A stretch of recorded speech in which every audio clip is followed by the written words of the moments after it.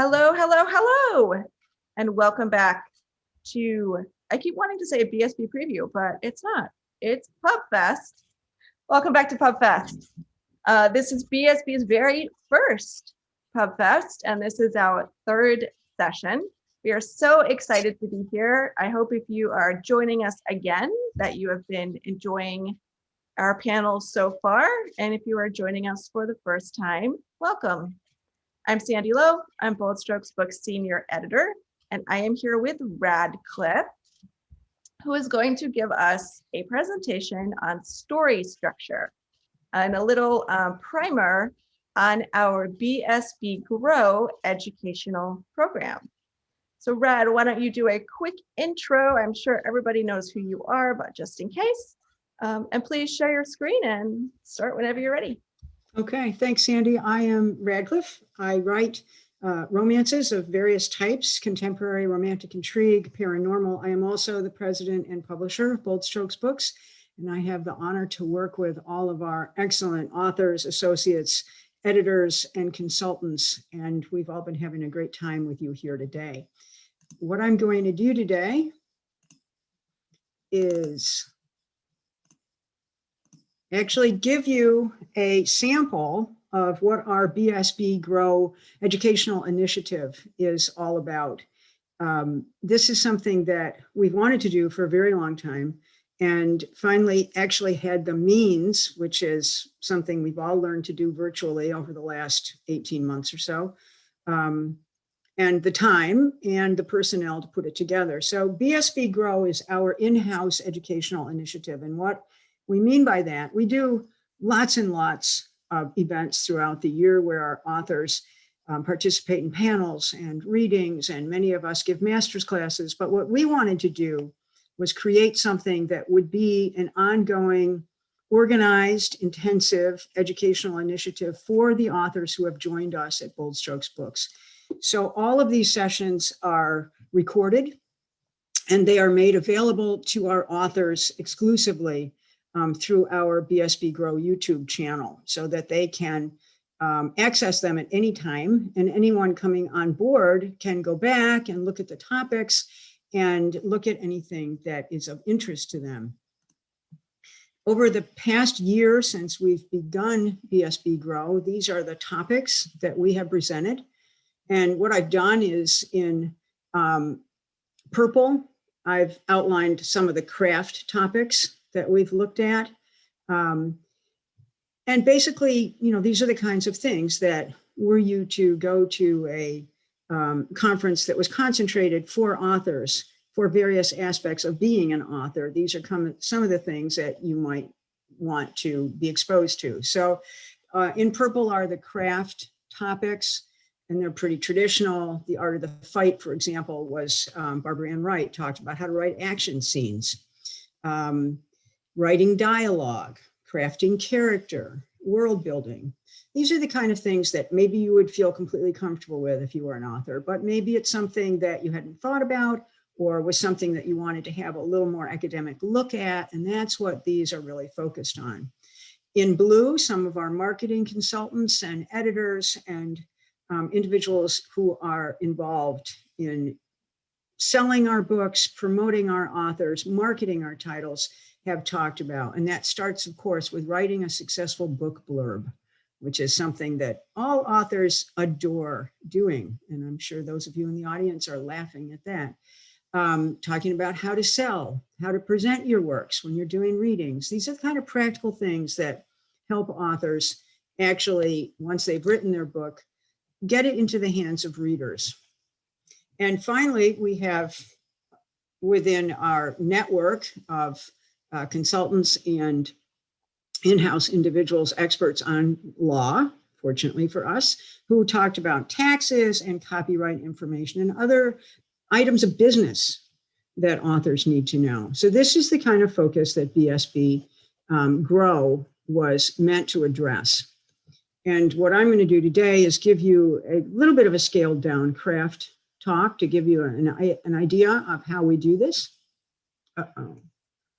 Hopefully I am not muted. Okay. And that's going to be the 3-act story structure.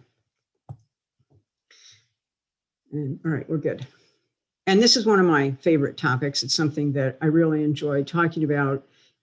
For me, understanding what's behind the book, inside the book, what holds the book together is of great interest. But even for those who don't really think sort of diagrammatically about their work, I hope there are some pointers here that you will be able to apply to the next manuscript that you're reading and writing. So the first thing I wanted to point out is that plot does not equal story. Sounds like a simple idea, but in fact, it's one of those things that gets tossed around a lot when people say, well, what's your plot? And it's not actually your story. A plot is a series of events or scenes, and that's all it is. In the 1800s, Gustav Freytag, who was a novelist himself, decided to describe plot as a series of actions. And this is the diagram. It's very, very famous, very popular. You'll see it in lots of books on writing. And this is what Freytag's pyramid is supposed to represent, and that's the plot of your novel, which is how he conceived of the action of a book taking place. And it kind of starts out relatively slow with some information. And then there are scenes which become more complex. There is greater action that rises to a peak where something climactic happens that causes all the forces in the book to come together and eventually solve the problem, and everything gets tied up at the end. And I don't know about you, but when I look at this, it doesn't help me write a book. It gives me a sense of it, but certainly while it's interesting theoretically, I don't think it's super practical. So there are other ways to go about thinking about structure. When we said that a plot isn't story, the question is, well, what is the story? A story is a series of events, that's your plot, that's experienced by a character who sets out to achieve something. And in the process of achieving that goal is presented with obstacles or barriers that they have to overcome. And ultimately, in the process of achieving the goal, their worldview or their view of themselves is changed. There's a lot packed into that definition. And I use specific words intentionally because when we get ready to turn a plot and make it into a story, we have to add in those elements. We have to put in the characters, and we have to give the characters a mission or a goal. And they have to have a reason for that mission. And it has to be a big one. It has to be important. And that's what we call stakes. It has to mean something. And it doesn't matter what you're writing, whether you're writing a romance or a speculative fiction or a mystery or a work of general fiction. Something has to be motivating the character to move the story forward. Something has to get in the way in order for the character to reorient their thinking about themselves or their life or what they believed. And we achieve this through a series of scenes. And now that we understand that, now we should be able to write a book, right? We just put it all together and we should be done. Unfortunately, when we sit down with that blank page, sometimes all of these things that we know don't help us in terms of putting our story together. And that's where the concept of story structure comes in. The plot itself, those series of scenes that will carry that character through their reaching out to achieve the goal and overcoming the obstacles, is made accessible to the reader through the structure of the story. The reader's not going to be aware of that structure, but if the story is properly structured, then everything that you want to tell them will fall into place, and it will give you a way to be sure that you're actually putting in all the pivotal elements of story to make it effective. Now, I put these up here not because I think that every author wants to or should write a book about anything regarding craft. Some of you probably write instinctively. I know that when I started writing, I did. But I've also discovered in 20 years or so of writing that I could become a better writer by understanding some things about craft, which is why we like to talk about craft. These happen to be 3 very accessible, popular works on craft, and these have been referenced throughout the talk that I'm presently giving. Weiland's book and Michael Hoag's book are specifically about structure themselves. And Christopher Vogler's work is about the hero's journey, but it's also framed within the structure of the story. So if you're interested, these are some books that you might want to look at. This is really what we're going to be talking about for the rest of the talk. And this is pretty much agreed upon, that no matter what kind of story you're telling, whether it's a screenplay or a novel or a movie, anything that essentially tells the story of a character on a journey, achieving a goal or reaching for a goal, will adhere to this general structure. Some people say, well, it's 5 acts because they've broken some of these things into pieces.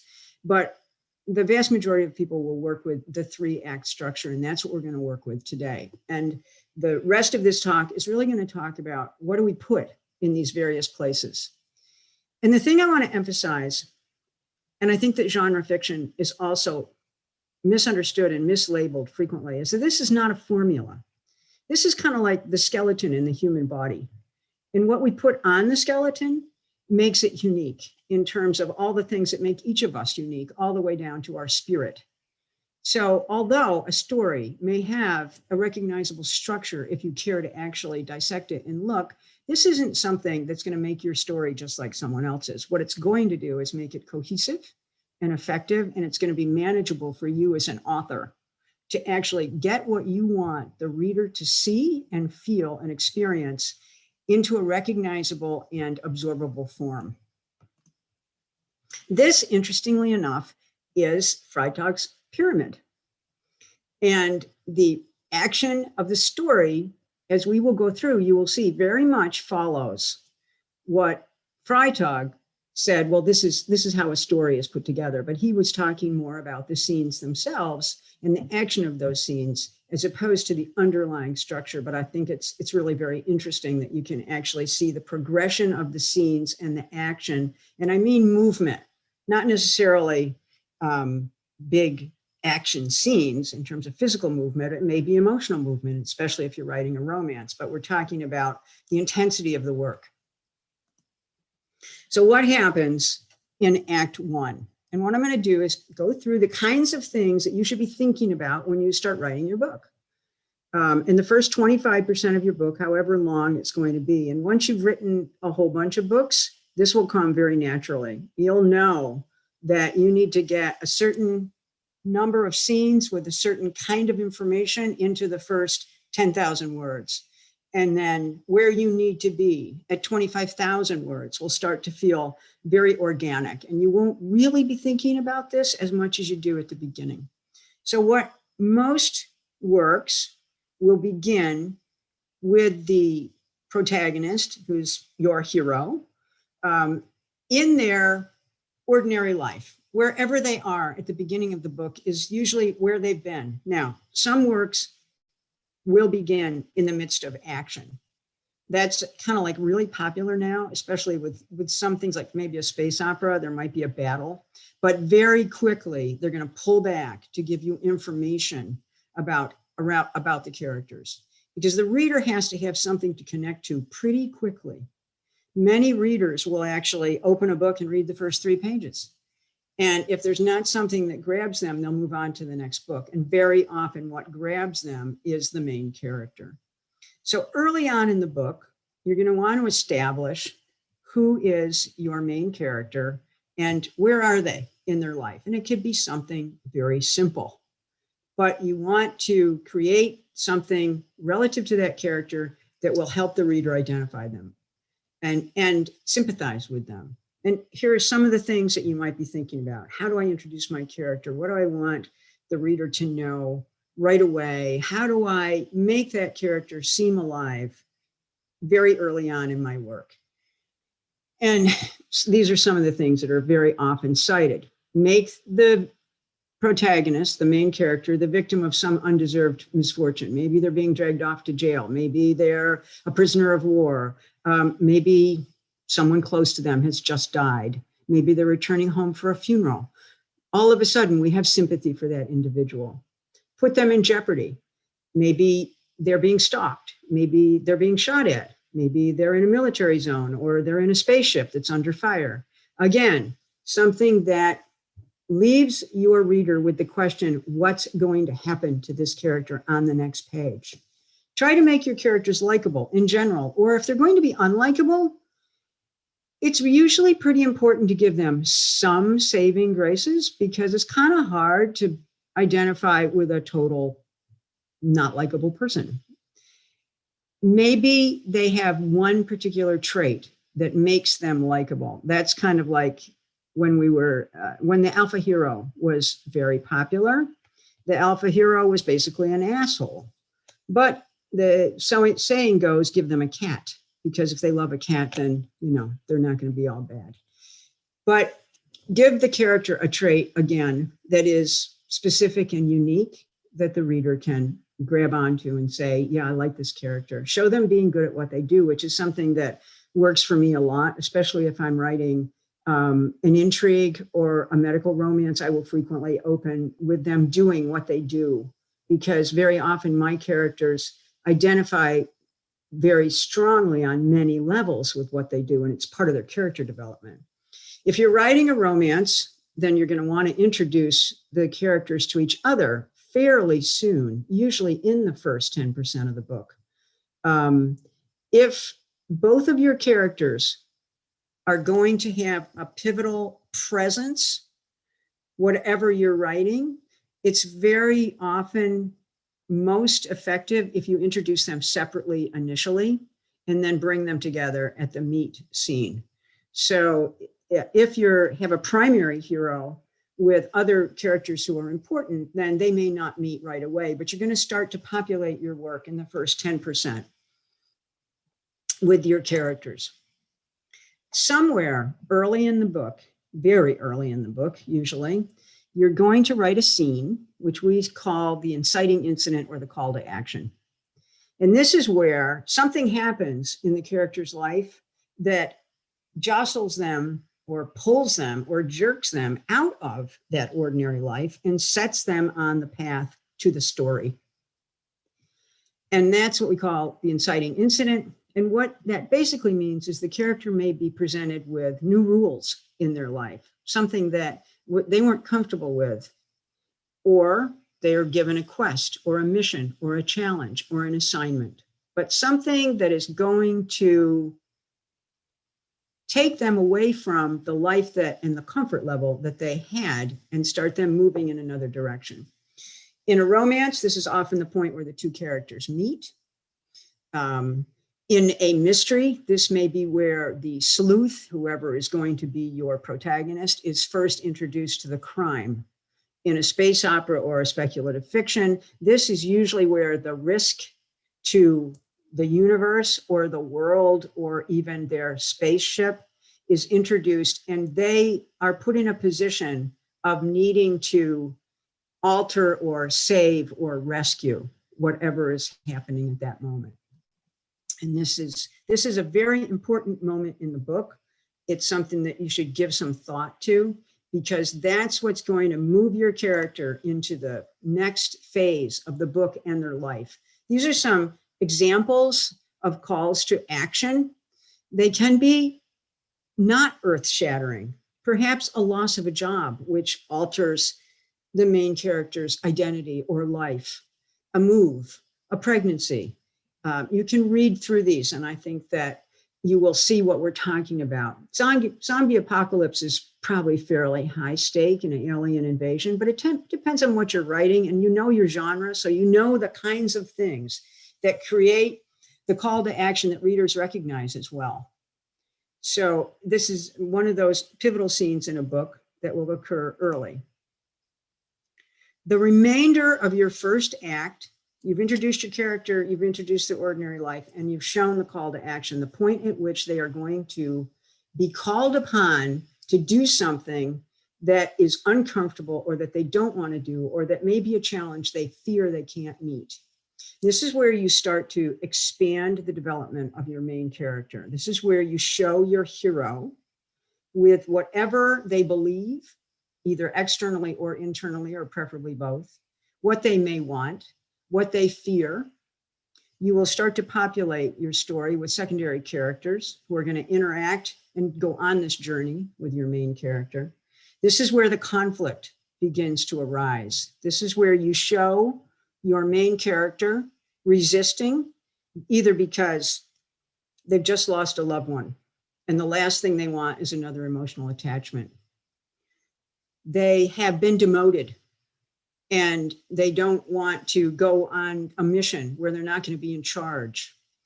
There may be any number of reasons why, whatever the challenge is, your main character doesn't want to do it. If everything in your book is easy, there's no stakes and there's no interest, and there's nothing to force your character to grow. So when you think about what's going to happen in my book, think about, why does my main character not want any part of this?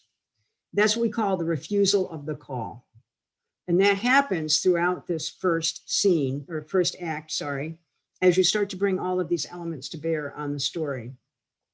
So maybe you've got a detective who's presented with a crime, and basically the detective doesn't think that it's actually a serial killer at all, and doesn't want anything to do with it. This isn't, this is not something that they believe, for example. In a romance, it's almost always either the denial of the attraction, or there's something about the other person they're attracted to and they don't like at the same time. But that the conflict is the denial of the attraction early on. Very often in sci-fi fantasy, the denial comes in the form of disbelief. They don't believe there's aliens. They don't believe an invasion is coming. They don't believe that they could be overpowered by a weaker enemy. And generally there's a disregard of a threat. Perhaps in a romantic intrigue, the main character is advised that the threats that have been coming in the mail, in email, are dangerous, but they don't believe it. So they disregard it. All of these things are basically within the first act. And as we approach the end of the first act, as we get all of these elements in play, something happens that actually forces the character to accept the challenge, even though they may not want to. Some of these things might be the two people in a romance who are attracted but don't really care for each other and really don't want to be attracted and have denied their attraction, have to work together. Maybe there's something critical that has to be achieved that only the two of them can do if they join forces. So they reluctantly have to work together. Maybe two people have to interact because they share custody, or they have to take care of a wounded comrade. It could be a marriage of convenience, which is a trope, which allows you to put two characters together who don't want to be together, but they have to be together. There may be a military engagement that your team members have to work together, even though for some reason there may be dissension in the ranks. So what you have done is you have established for the reader the goals and the conflicts, and made them believe that despite all of these barriers, these individuals have to go forward together. And this is what this looks like when you fill in your first act. You've shown the natural world, you've introduced your main characters, you've shown the inciting incident. In a romance, that would be the attraction, the resistance to the attraction or the resistance to the call.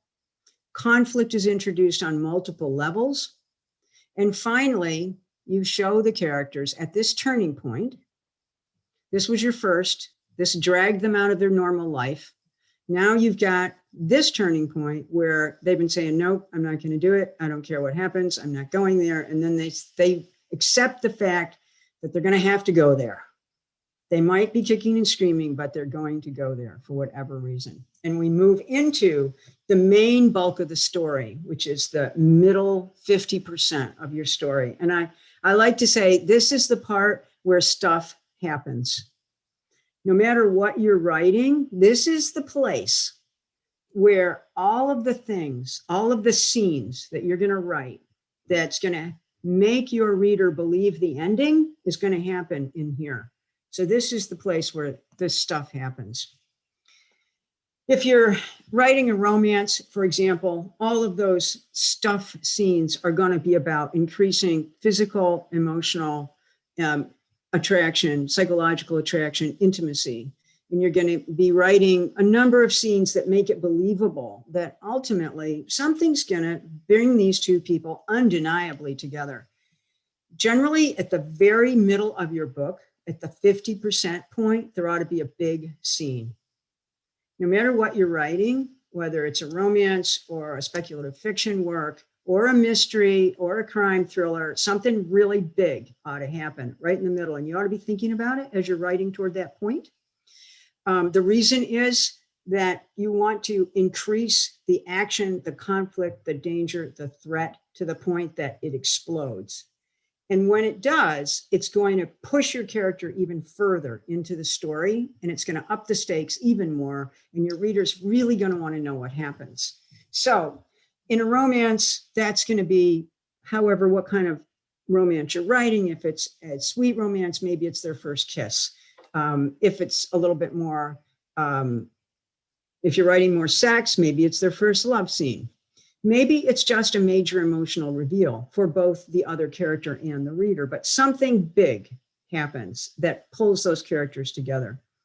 If you're writing something else, say a romantic intrigue, then you're going to, and say you're writing a stalker because it's an easy example, then the physical danger, the personal danger is going to be augmented, a threat, a kidnapping attempt, an assassination attempt. It doesn't matter what it is. Well, obviously matters, but it depends on what you're writing as to what it's going to be. If you're writing a serial killer, well, there's going to be more deaths, maybe closer to home, maybe someone personal, but the stakes will suddenly become much greater. Same is true for a work of a space opera. There's going to be a big battle, which they're probably going to lose, because if they didn't lose, well, the story wouldn't be as interesting. This is the point where your characters, we call it the point of no return, that's the 50% point, they're locked in now. They're not going to be able to go back. There's no way out. The only way is forward. And that carries the momentum of the story forward. And we see what we call a shift in the characters' goals. It challenges what they believe about themselves, or what they believe is possible, or even what they thought they believed about who the bad guy was. When that happens, this, what we say, the fear returns. Most characters avoid doing this thing because they have some fear that they're either going to fail, or that by trying to do it, they're going to suffer in some way. And the closer they get to actually knowing that they have to do this, the more uncertain, the more fear they may have. And that's why you have more conflict in the story as you reach this point. So that's what this looks like, the stuff happens part, depending on what you're writing. And this is Freitag's rising action. You have, in a romance, increasing emotional, physical, or sexual connection, increasing intimacy. In some other genre works, you may have the threat increases. Maybe there are overpowering enemy actions. You may see them preparing for battle in the last half. Once they've accepted that they're going to go forward here, the point of no return, then they're going to kind of pull up their bootstraps and start planning. There's going to be an escalation of crimes in a mystery or a crime thriller. And throughout all of this, the main characters are continuing to be challenged. The next point right here is the fourth turning point. And this is where something happens which causes the main character to believe that they have failed. In a romance, this is the moment when the intimate connection becomes overwhelming. For some reason, they're aware of being vulnerable to the other person because they may realize they've fallen in love. And that's the thing they didn't want to do. And we call this the crisis moment, or in some books, it's called the point of ritual death. And what it basically means is that I can't do this. This is too much. This is not what I want, and I'm going to back off.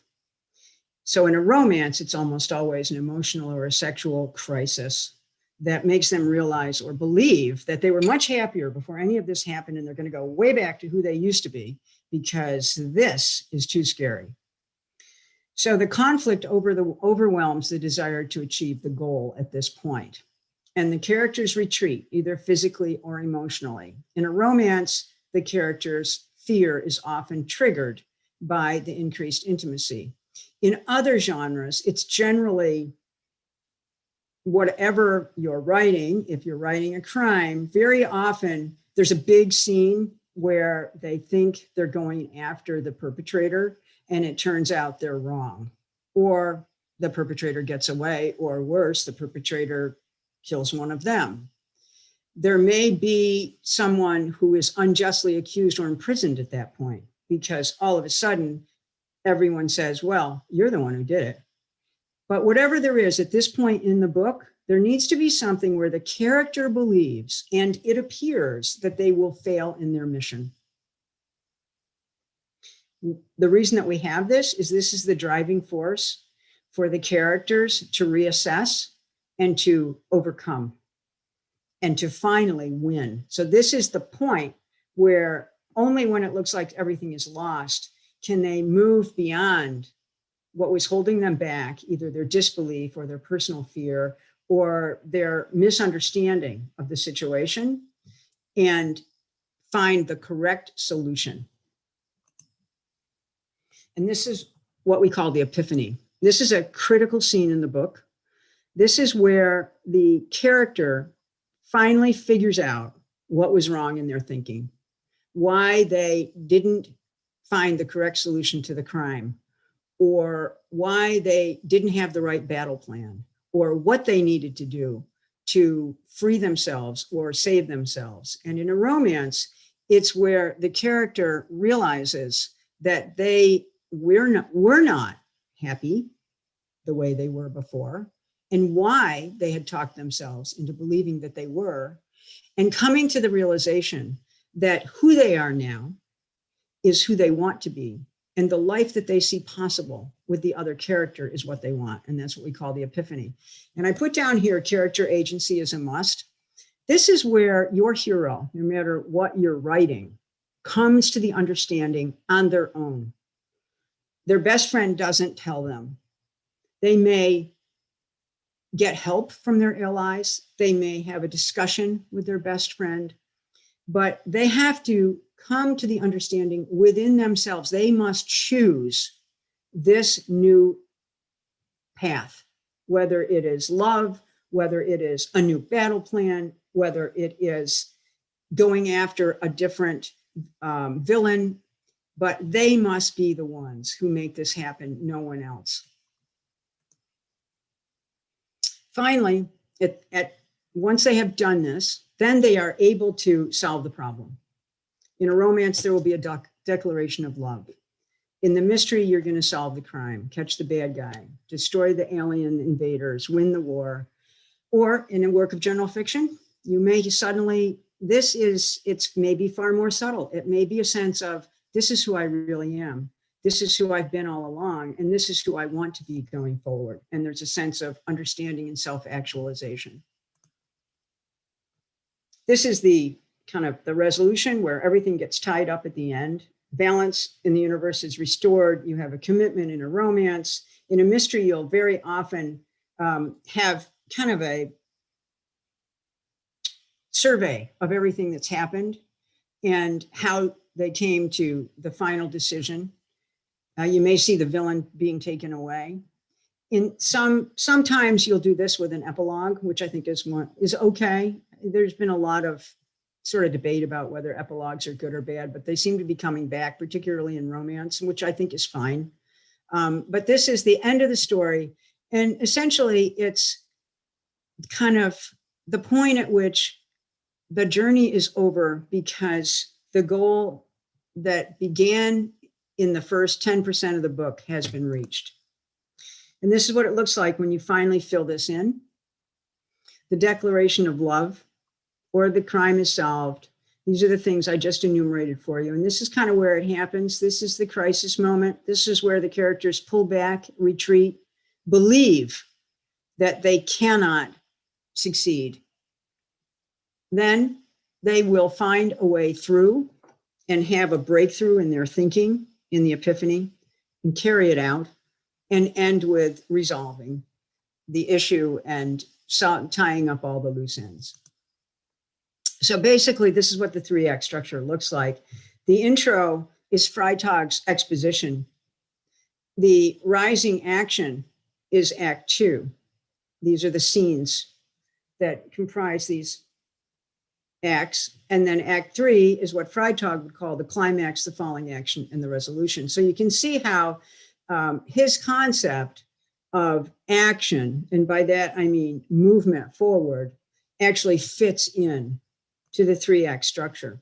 I wanted to very, very briefly, because again, this would be an entirely, much longer, bigger talk, but I kind of color coded these so you could see how some of the significant scenes in a story match the story structure. And in general, these are the scenes, the big scenes in a book, just basic general story beats, the opening scene, the call to action, the refusal of the challenge, the acceptance of the challenge is going to occur in Act 1. Then we've got all of the stuff, the big middle scene, and the end of Act 2. And then you're going to have what happens here when we finally, justice is served, the world is saved, and love is declared. If you were writing a romance, these can be much more specific. And there are story beats for just about every genre you want to write. I've got them for some of the major ones. But again, what I'm trying to do is emphasize how the scenes that you're going to think about writing fit into that story structure. And the reason that your story is not going to be the same every single time is because all of these elements are different. Your main characters are different. Your conflict is different. Whatever happens in the romance here in terms of attraction and not wanting to be attracted, these are all unique to that particular work. These are just basic sort of signposts along the road. Same is true for a mystery in terms of where you're going to introduce your suspects, how the crime may complicate the main character's personal life or create a personal conflict. Maybe they think they know who it is at the very beginning and it's their best friend. So again, these are the kinds of things that will occur at certain points in the work as you move through writing this kind of story. But they're going to be unique every single time. Again, you can find these for every genre. This obviously, world building is going to be probably more than the first 10%, because building the futuristic world or supernatural world is going to be critical in terms of reader satisfaction and understanding. That's part of the reason that we read these, is to travel or experience other possibilities, other lives, other places. But again, as you read through, it's exactly the same beats as you would have with any other story. So every story shares common elements of both character and story that result in a similar structure, no matter what genre we write. So a romance will have similar elements in terms of story and character arc as an epic fantasy or a mystery or a space opera. And I think that if you think about the 3-act structure as basically a map of plotting out your novel, even if you're not a plotter, if you keep it in the back of your mind, which is what I do, I don't plot, but I am very aware of this structure and I know where I need to be at a certain point and what I need to have accomplished and put in by the end of 25,000 words, then you'll have a sense of direction. I think you'll also have a sense of comfort, because you won't sit down and think, I wonder what I should write today. Because you'll think about, well, I've already written this and I've written that, and now, I need to move them forward. And what does that mean? And you can think about your story beats and where they ought to be along the way. And remember that the reason your book will be different from everyone else's is that those beats, those unique story points, will be dependent upon the world that you have created, the characters you have developed, and the challenges that you have presented to them. And that's how you put together a story that will be gripping and unique and satisfy your readers. So I should somehow be able to get to questions, I think. Hey, Rad, I'll pop back on. Should I not share? I should stop my screen sharing, yes? Yes, please. Okay. Perfect. There we go. I'll jump back on to handle questions for you. If we only Thank have about 10 minutes, so if you do have a question for Rad, please pop it in the Q&A. Super quick, someone has asked if your chart will be available to participants. And the answer to that question is that this presentation is being streamed live on Facebook Live. So you will be able to find the chart there. Again, if you want it, as well as the entire talk as of right now, and there's going to be instant replay on Facebook Live. So if you go to the Bold Strokes Books Facebook page, you'll find it there. It will also go up at a later date in a week or two onto YouTube. So you'll be able to find it on the Bold Strokes Books YouTube channel as well. Okay, Stephanie has asked, is the structure the same for a fantasy series? So you're talking about general story structure. Is it the same for a fantasy series, or are there differences? No, I don't think there's differences.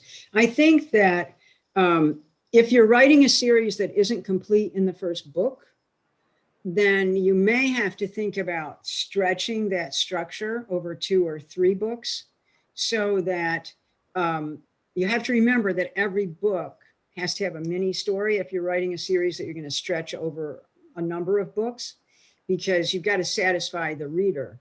But the overarching story may be that 3 acts really stretched out. So if you think of my favorite epic fantasy, Lord of the Rings, obviously the story doesn't end until the end of the 3rd entry, but each one has its own individual little story.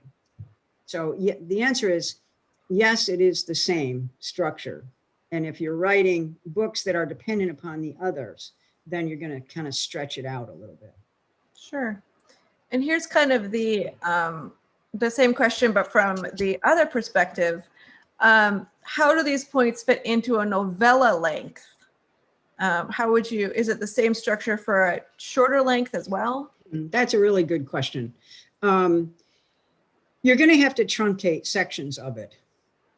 It's probably, you're going to, and this is, the shorter you go, the faster you have to develop these elements. Something still has to happen, even in a short story, even if it's 3,500 words long, something has to happen so that wherever the character is at the beginning, they're going to be at a slightly different place at the end. I would say in a novella, in all likelihood, you're going to have to shorten the world building. You're going to have to be very adept at developing character very quickly so that you can put them in their ordinary world, and you're not going to be able to use 10, 15% of the novella to do that. You're going to have to shorten it up, show them in their ordinary world, and whatever is coming into the world to change the situation much faster. So I think that my answer is you're probably going to have to move the Act 1 a lot faster. Sure. What references or resources do you recommend for expanding an author's knowledge of story structure? Well, I think Weiland's book is really good. The one that I showed at the beginning, K.M. Weiland. That's a really good book on structure. I think Michael Hobe's book is really, Writing Screenplays at Cell, is basically all about story structure. So I think that you're going to see repetition through these books because everybody's going to be talking about the 3-act structure and what goes into them. If you happen to be a romance writer, Romancing the Beat by Glenn Hayes is a very good book, which basically takes those romance beats that I showed at the end and talks about where to put them in story. And again, when people are talking about story beats, they're basically talking about story structure. These are the things that you're going to put in this part of the book and in that part of the book. For sure. So are there any differences when you're combining genres, like when you're writing, say, a romantic intrigue or, a sci-fi that has a romance subplot? How does your structure change when you combine genres? I think the story structure stays very much the same, but you have to make a decision how you're going to balance the two. So I'll just take romantic intrigue, which basically should be 50-50 more or less. Okay, it's not an intrigue with a romance subplot. It's a book where both the romance and the intrigue have to be presented and resolved. So they generally will go in parallel, in tandem until the end. And then you have to decide what you're going to resolve first.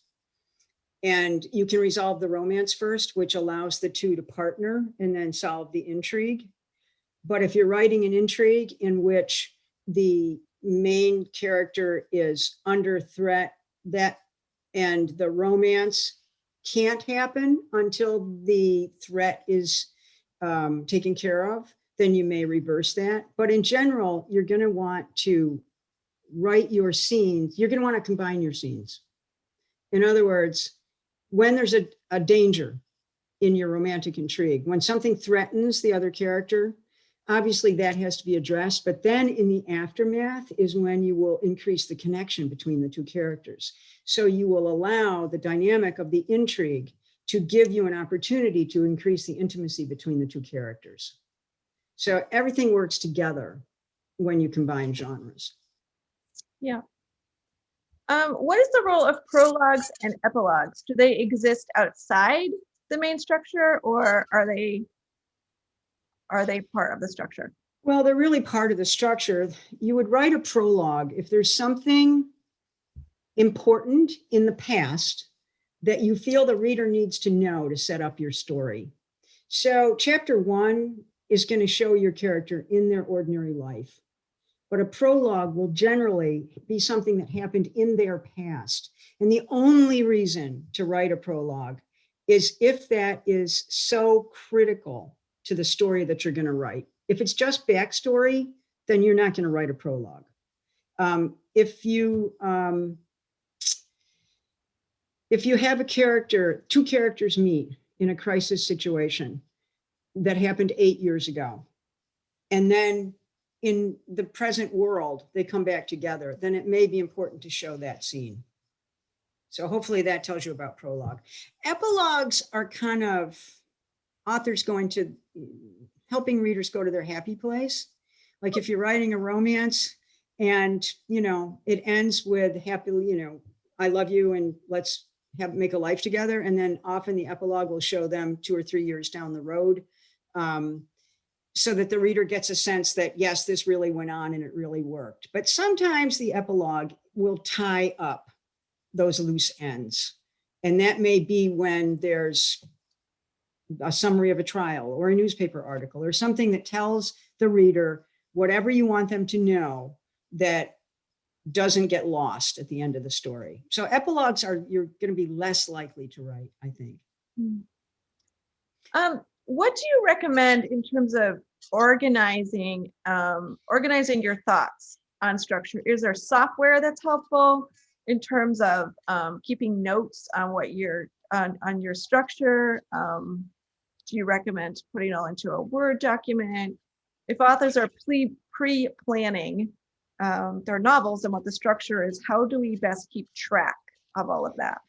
Well, I guess, all right, if you're a plotter and you want to write out all of the important scenes, I know that there is software, and some people in the chat roll have recommended Scrivener. I don't use it, never looked at it, have no idea. But if you want to have a physical roadmap, there is software. I think, you can write a list of the scenes because you're only going to have probably 15 majors that are going to happen in the course of your story. There are going to be other things that are going on. But if you think to yourself, what are the major points along this journey that these characters, that I need to write, I think you can write them down on a piece of paper or put them in a Word document or an Excel sheet. I know that lots of authors make index cards. That's a good way to do it. And you can shuffle them around. Like, here's a scene, and I think that this is going to be great to show attraction. This is where they meet, and and then you can move them around and say, well, this is the order I want to write them in. Yep. All right, we are just about out of time. So I am going to end with a slightly more personal question for Rad. And that is, what ultimately inspired you to move from writer to publisher? And which do you find more gratifying? Well, it happened pretty gradually. I'm going to go quickly because it's a big topic, short, long answer. I've always loved to write. I've always loved to create worlds where I could put characters in them that I wished I could be, or do things that I wished I could do. When I was 10, I was writing, girl astronauts because there weren't any. So it's been a way for me to expand kind of my internal experiences. And I never planned to be a published author. And then I'm going to talk about it a little bit in the next session when we talk about fan fiction, but that's how I began to share my writing with others. And I realized I liked it a lot. And the more I learned about writing and publishing, the more I liked it. So I was doing both for a period of about 5 years. I was publishing and practicing surgery full time. So I was really super busy. And then one of those things happened in life where you had to make a decision, you were going to make a change. And my wife got a job in a different state. So I was going to need to really make a decision about my practice, and it wasn't hard at all. I was ready to retire from surgery, and I retired in April. I started Bold Strokes Books in July. I incorporated the company in July. And we moved out of state, and that's how I made the transition. I find both of them immensely gratifying, creatively and personally. I loved surgery. I loved operating. I do miss operating a lot. I find writing and publishing more gratifying in the sense that I am able to express all of me. And I think in medicine, you cannot do that. You have to have personal barriers. There are places you cannot go. You have to hold yourself back emotionally. And I don't have to do that when I write. For sure. So I want to know where that manuscript is about the astronauts. Are we gonna see that book at some point? That sounds awesome. All right. Thank you so much, Rad. I hope you all enjoyed this brief glimpse of BSB Grow, which is an in-house BSB author exclusive program that we offer as our publisher to our authors to help them grow. Thanks again, Rad. Thanks, everybody. Thank you. Thanks, Sandy.